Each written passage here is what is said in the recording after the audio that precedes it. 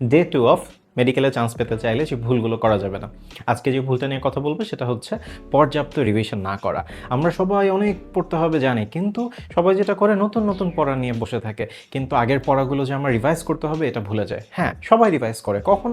যখন এই যে ২-৩ মাস ধরে ডেইলি এক্সামগুলো শেষ হয়ে যায়, মডেল টেস্ট ফেজটা শুরু হয়, তখন সবাই রিভাইজ করে। দিনে ১টা চ্যাপ্টার, ৫টা চ্যাপ্টার, ৬টা চ্যাপ্টার, পুরো একটা পেপার, একটা সাবজেক্ট অনেক রিভিশন করে।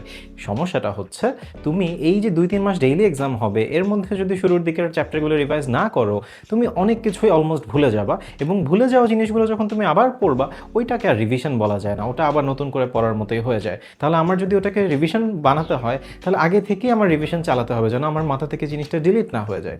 এখন কথা হচ্ছে, যখন আমাদের ডেইলি এক্সামগুলো চলে, এই ফেজে আমরা প্রতিদিন নতুন নতুন করে অনেক কিছু পড়ি, সো খুব একটা সময় হয়ে ওঠে না যে পুরোনো পড়াটা পড়বো। তাহলে করণীয় কি? করণীয় হচ্ছে, তুমি পুরো একটা চ্যাপ্টার রিভাইজ করবা, এই টার্গেটটা মাথা থেকে বাদ দাও। তুমি যখন ডেইলি নতুন নতুন চ্যাপ্টারগুলো পড়ছো, পড়ার সময় তুমি ডেফিনেটলি ফিল করো যে এই জায়গাটা একটু কঠিন, এটা আমি ভুলে যাব, বা এটা আমার পড়তে সমস্যা হচ্ছে, এটা বেশি দিন মনে থাকবে না। অবশ্যই আমরা ফিল করি। এইগুলো একটা জায়গায় লিস্ট করে রাখো। এরপরে যখন তুমি সেই চ্যাপ্টারের উপর ডেইলি এক্সাম দিয়ে আসবা, ওখানে কোথায় আমি ভুল বেশি করলাম, কোন জায়গাগুলো পড়ার পরেও ভুল করলাম, আমি ওগুলো উইকনেস হিসেবে আইডেন্টিফাই করবো এবং সেগুলো লিস্টে লিখে রাখবো। এরপর তোমার কাজ হবে, যখন সামনে নতুন চ্যাপ্টারগুলো পড়তে থাকবা, মাঝে মধ্যে ওই লিস্টটা নিয়ে বসবা, দেখবা যে ওখান থেকে কোন জিনিসগুলো আমি ভুলে গেছি। যেগুলো ভুলে গেছি ওগুলো জাস্ট একটু বের করে পড়ে নিব। তাহলে আমার সব কিছু পড়তে হচ্ছে না, সব চ্যাপ্টার পড়তে হচ্ছে না, আবার একটা চ্যাপ্টারের সব জায়গা দেখতে হচ্ছে না।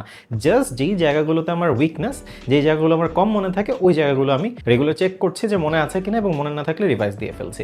এইভাবে যদি রিভিশন দাও, এক একটা জিনিস অনেকবার দেখা হবে, তাহলে তোমার কনফিডেন্স বাড়বে, তুমি অনেক ভালোভাবে পরীক্ষায় আউটপুট দিয়ে আসতে পারবা। সো রিভিশন না দেওয়ার ভুলটা করাই যাবে না।